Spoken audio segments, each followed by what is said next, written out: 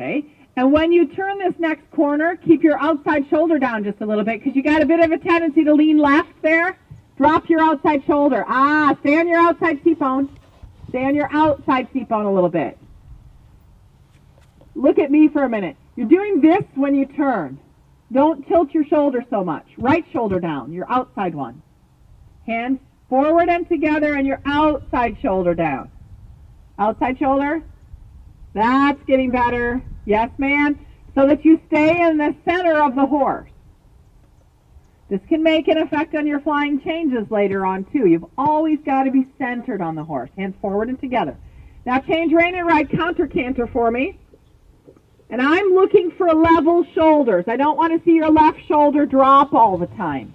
So think of making the left side of your rib cage long. Left side of your rib cage has to get longer. Elbows forward. Right shoulder down. And keep your right knee bent. So you keep telling her to stay in left canter. Good. Now correct your reins. They've gotten too long. Hands forward and together. Elbows in front of you. Short reins. Win medals. Good. Elbows forward. Nice. Now this is a picture I'm starting to like. Yes, ma'am.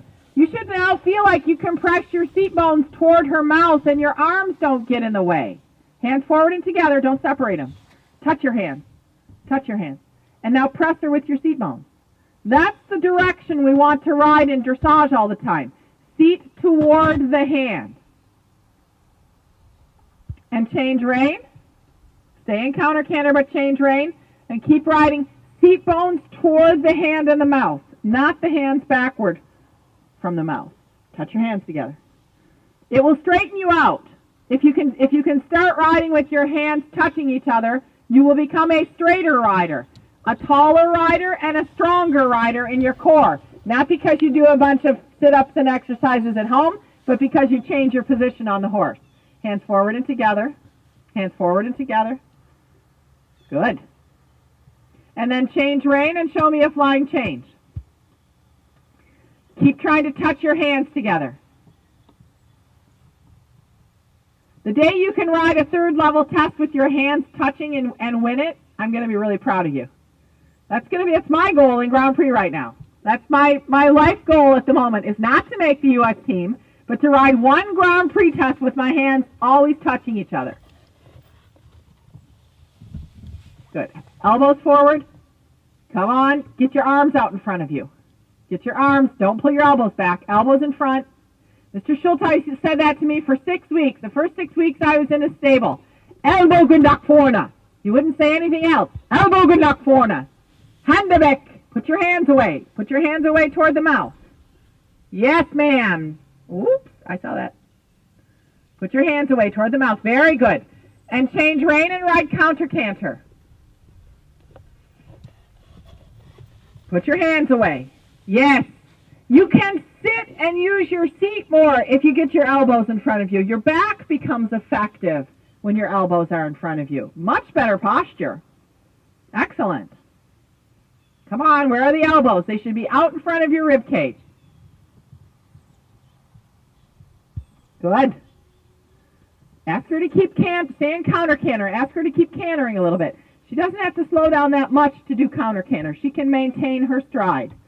So press your hands forward, press your elbows forward, and ride from behind. That's a girl. Excellent. And make a flying change. All right. It was clean. It was a little sticky. That's okay. Elbows forward, hands together. I don't really want to work on the changes today. I want to fix you today. This is my goal. It's one of my goals, besides riding the Grand Prix with my hands touching, is to fix you today. Get your elbows out in front of you.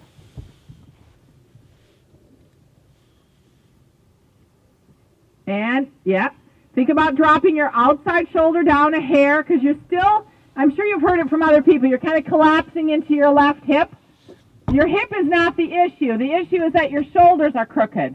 So you get those hands touching each other, it'll already straighten out your shoulders, or help you straighten your shoulders.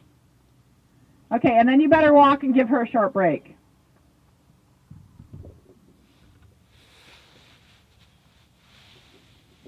Probably not the lesson that you expected today, but it's the thing that I see that you as a rider really need to fix for your future. You want to keep riding, you want to keep doing well, you want to keep progressing. You have to make your form better.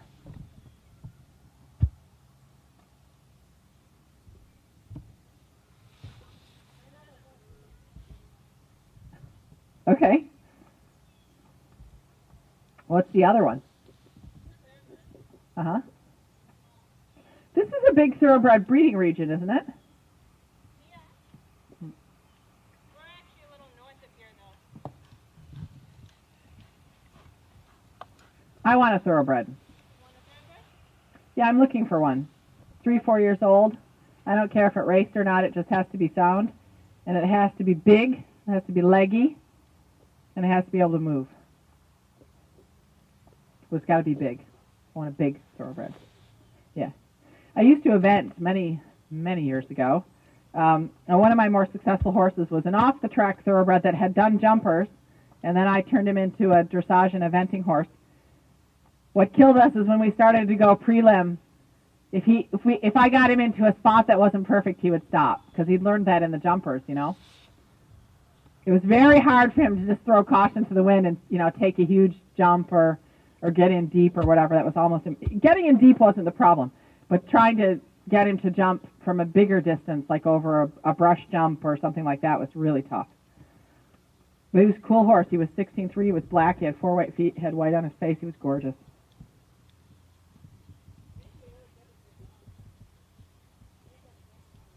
I love thoroughbreds. When I first started riding and teaching, I used to turn over a lot of thoroughbreds.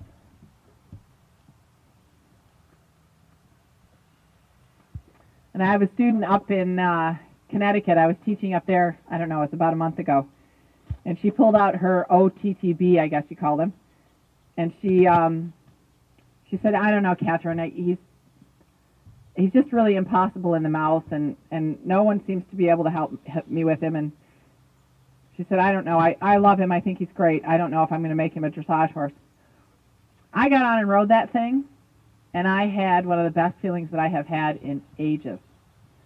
I said, you know what, I don't take horses in training that don't have international capabilities, and this horse does not have international capabilities, but I would ride this horse.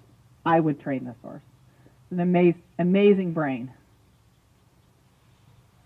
All right, put yourself back together, and I mean that literally. Put yourself back together the way you need to be positioned correctly on that horse. And she sent me a picture of me riding this thoroughbred, and I dumped it into my iPhoto on my Apple. I was cruising through it the other day, and I thought, why am I warming Hotmail up that way? Horse looks just like Hotmail. Elbows forward, hands together. Practice it. The only way to make position better, and again, I mean, there's lots of things you can do on the ground, core strengthening and all of that stuff. But really, technically, when you want to do dressage as a sport, if you want to make your position better, a good, strong, correct position comes from doing it every day. Not just every day, but every stride. So remember, I'm really after you about your elbows. Don't put them back by your sides. Put them in front of you. There you go.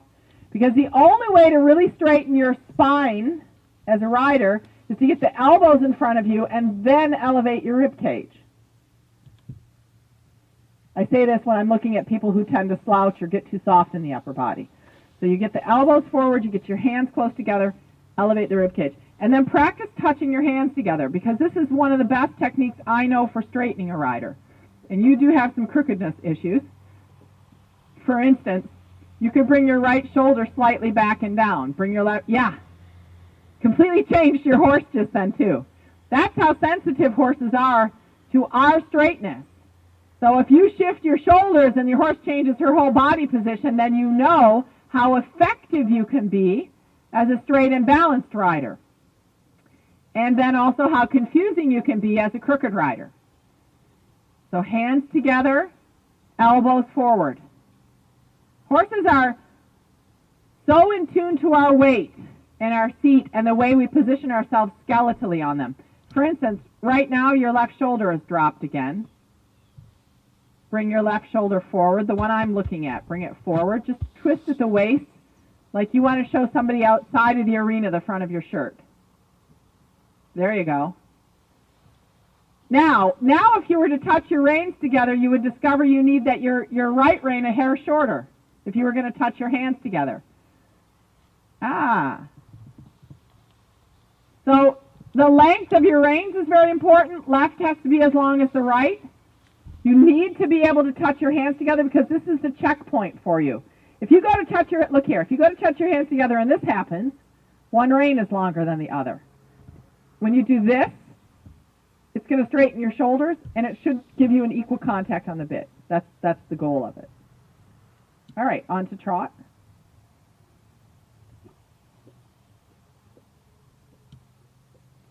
You know what? On a horse like that one, you should